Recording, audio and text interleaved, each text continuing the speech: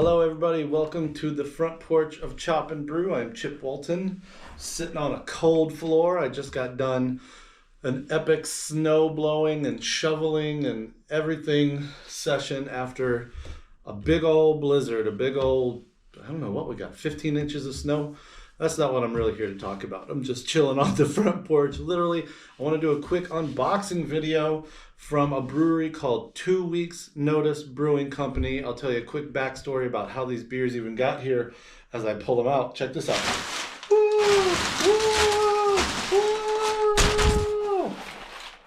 West Springfield, Massachusetts. I love the brewery name. I love the theme of a bunch of these. 2 weeks notice, as you can imagine. It's kind of kiss my butt. I'm on my way out. I'm gonna go become a pro brewer. And I love this. The skeleton that's chilling in this glass of beer has one of those kind of old school 80s flip up skateboard California hats that says I quit. So the way this started, and I should say that this box is full of beer. I thought dude was gonna send like a 4-pack or two. It's 32 pounds worth of beer, according to the shipping label, and definitely according to my back upon trying to lift the box up. So I'm gonna move forward a little bit here. So Mark Avery, co-founder, head brewer, at 2 weeks notice. He hit me up on Instagram, to say, hey, I'm a fan. Your brewing videos of Brewing TV and Chop and Brew meant a lot, got me kind of where I'm at in the game.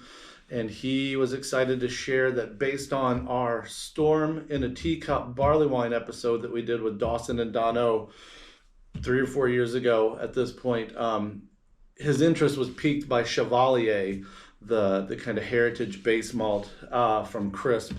And he was intrigued by it. It's a very rich base malt. When you use it at 100%, it still gets this like brownish, ambery kind of thing.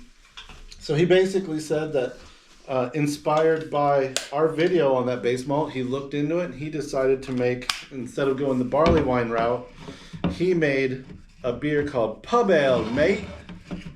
So this was the whole reason that the box was shipped to us, but clearly he added some. So this, he says it's a Chevalier malt, I think only, and Imperial yeast, pub yeast, and British hops. The can says English Pub Ale to sync with your best mates, brewed in collaboration with our friends at the Miller in Great Barrington, Massachusetts. So we will be doing tasting notes with Dono and Dawson at some point on Pub Ale, mate. He sent 2 of those, so that'll be the thing that probably gets shared the most. So I was expecting like a box of just that. Nope. What I love here, I think some of their beers must have kind of like a workplace, HRE, workplace culture kind of theme, because this one's got Freddy Krueger at a podium that says HR training. Like he's the HR rep, and it says HR nightmare, and it's freaking Freddy Krueger all up in the boiler room. People in the audience are hollering at him.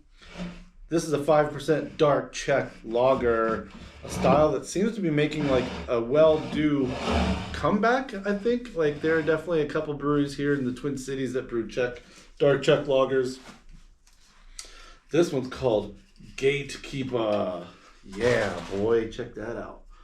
Kind of a little ominous, almost kind of like suspense horror movie vibe.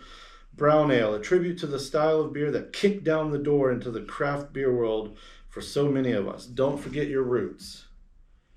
5.3% Brown Ale. What else we got, boy? So this is Full Nelson. I love the artwork on this one. It's and I know that Mark Avery is a wrestling enthusiast. So I'm sure that had something to do with the name of this. Full Nelson. You got what I assume is a Nelson Sauvin hop, putting a beer drinker in a full Nelson and a full submission IPA. Full Nelson is an any IPA hopped aggressively with Nelson Sauvin, Citra, 2 of our favorite hops combined give this beer huge tropical notes with mango, gooseberries, pine, slight white wine flavor and aroma. What started as a taproom only beer garnered the attention that needed to be in cans. So that's Full Nelson. And then the last 4-pack, I'm not sure what the reference is here. Maybe there's a theme park or some kind of like water park, or just, I don't know, their state fairgrounds like ours has this. But this is called the West Side Big Slide. It's got a dude, actually it's the same dude, I think, that had been in the Full Nelson, yep.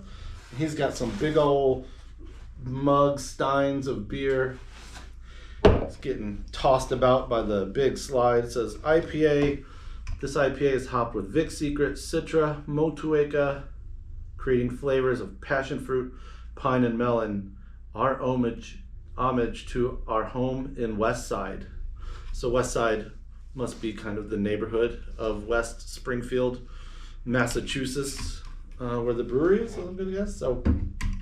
So a couple other things, like definitely stay tuned. We might have some tasting notes on these in the future. I'm definitely gonna get Don and Dawson in on the pub ale, since they were kind of part of, I guess, the inspiration to some extent. So I would definitely say follow this channel, our socials. I might make some of these like Patreon only. So if you're not a Patreon supporter, as little as $1 a month, $3 a month would be rad. $36 a year to support Chop and Brew. Either way, we might make some of these, some of our Patreon only 3-minute beer reviews. Another cool thing though, Mark Avery is also a fan of 311, which y'all know I am as well, and we usually brew something for 311 Day each year, share the recipe. I have a cold IPA that is in fermentation right now that should actually be near the end of fermentation, that I'll be kegging up for this year's 311 Day. But he was nice enough, Mark, to share a beer recipe. It's a New Zealand pale ale called Stealing Happy Hours. If you're a 311 fan, you know that's from the Transistor album.